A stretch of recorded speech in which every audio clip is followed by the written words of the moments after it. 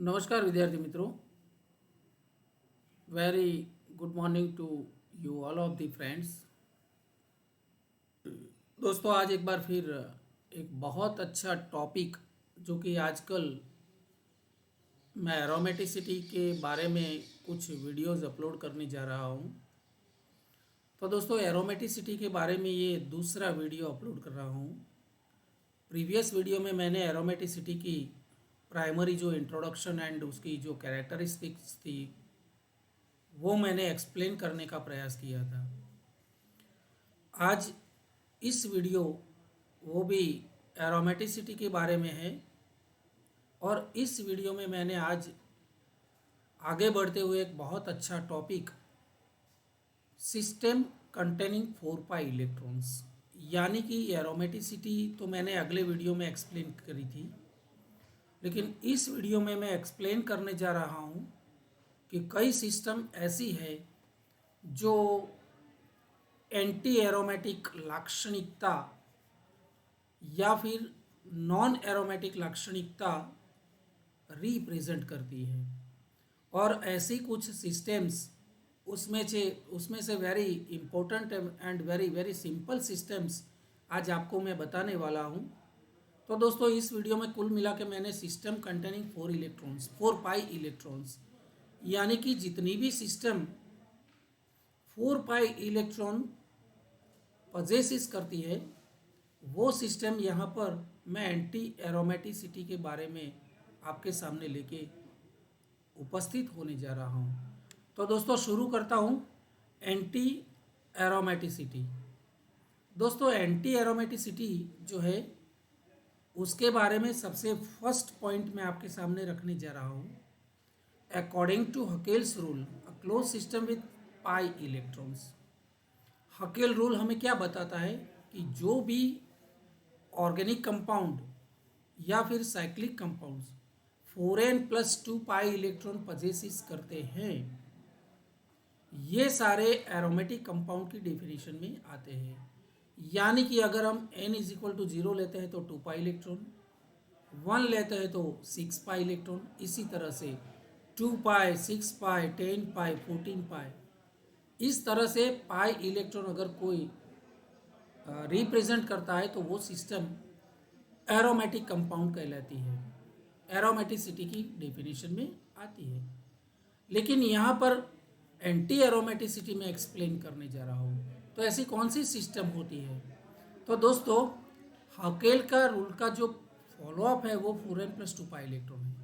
लेकिन जो भी सिस्टम 4n+2 पाई इलेक्ट्रॉन को फॉलो नहीं करती है या इसके मुताबिक जो पाई इलेक्ट्रॉन पजेस नहीं करती है वो सारी सिस्टम या तो नॉन एरोमेटिक होती है या फिर एंटी एरोमेटिक होती है। दोस्तों, उसमें मैंने आज आपके सामने ये 4 सिस्टम रखी है। देखिए, दिस इज साइक्लोप्रोपिनिल एनायन या फिर साइक्लोप्रोपाइन। तो यहाँ पर देखिए दोस्तों, साइक्लोप्रोपिनिल एनायन में एक पाई बॉन्ड है यानी कि 2 पाई इलेक्ट्रॉन है, दूसरी यहाँ पर नॉन बॉन्डिंग इलेक्ट्रॉन पेयर है। So it is cyclopropenyl anion. तो उसके पास 4n इलेक्ट्रॉन है।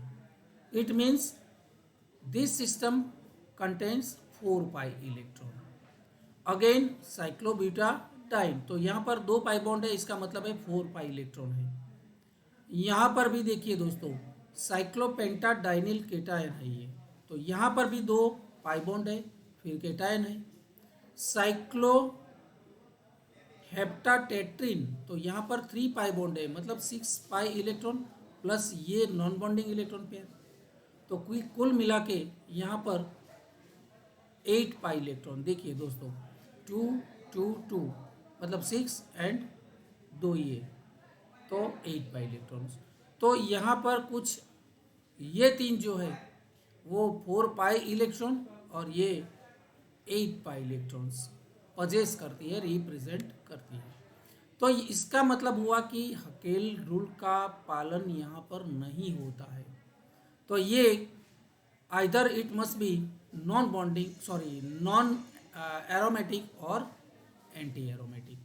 ठीक है, तो यहाँ पर देखिए दोस्तों, यहाँ पर 2 पाई इलेक्ट्रॉन, फिर ये 2 इलेक्ट्रॉन नॉन बॉन्डिंग, मतलब जो कंपाउंड का एक हिस्सा होने वाला एटम होता है ये कार्बन, उसके ऊपर अगर एरोमेटिक रिंग के ऊपर अगर non bonding pair of electron है तो उसको भी हम कैलकुलेट इंक्लूड करते हैं। इसका मतलब इसके पास 4 पाई इलेक्ट्रॉन है, 4n+2 पाई इलेक्ट्रॉन यहाँ पर नहीं है, तो या फिर 4n pi electron non bonding property तो उसके पास कैरेक्टरिस्टिक तो है ही, लेकिन ये जो है ये इलेक्ट्रॉन पेयर, ये अगर लोकेलाइजेशन डीलोकेलाइजेशन में हेल्पफुल होती है या फिर यहाँ पर ओवरलैपिंग में ये 2 पाई इलेक्ट्रॉन और ये 2 ये एक दूसरे के साथ लोकेलाइजेशन में हेल्पफुल होती है तो यहाँ पर एरोमेटिक लाक्षणिकता हो जाती है, लेकिन यहाँ पर स्टेबिलिटी डिक्रीज होती है, इसमें भी स्टेबिलिटी डिक्रीज होती है। तो स्टेबिलिटी डिक्रीज होने की वजह से ये 4 पाई इलेक्ट्रॉन, ये 2 और ये 2 पाई इलेक्ट्रॉन, तो ये कुल मिला के जो है वो डीलोकेलाइजेशन एनर्जी को बढ़ावा देती है, यानी कि डीलोकेलाइजेशन एनर्जी बढ़ती है। अगर डीलोकेलाइजेशन बढ़ता है तो फिर स्टेबिलाइजेशन घटता है, यानी कि मॉलिक्यूल की स्टेबिलिटी डिक्रीज होती है। यहाँ पर भी मॉलिक्यूल की स्टेबिलिटी थोड़ी डिक्रीज होती है, यहाँ पर भी डिक्रीज होती है और यहाँ पर भी इसकी वजह से स्टेबिलिटी जो है वो डिक्रीज होती है, क्योंकि डीलोकेलाइजेशन थोड़ा बढ़ता है। तो डीलोकेलाइजेशन इंक्रीज होता है तो स्टेबिलिटी डिक्रीज होती है। तो डीलोकेलाइजेशन एनर्जी बढ़ने के कारण से ये 4n यानी कि 4 पाई इलेक्ट्रॉन होने के बावजूद थोड़ा कुछ नॉन एरोमेटिक कैरेक्टरिस्टिक होने के बावजूद एंटी एरोमेटिक कंपाउंड कहलाए जाते हैं।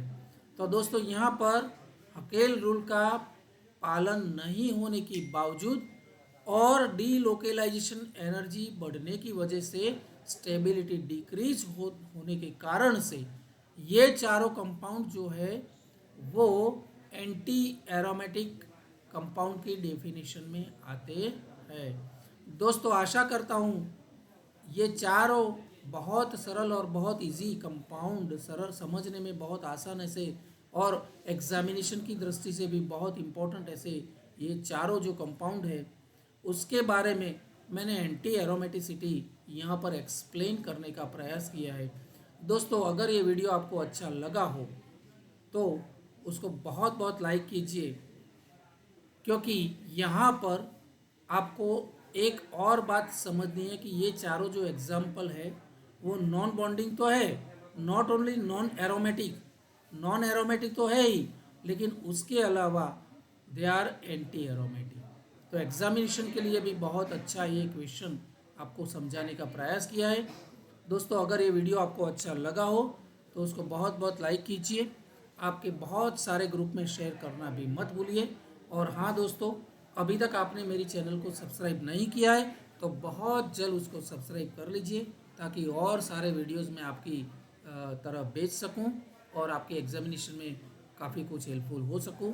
तब तक के लिए धन्यवाद, नमस्कार।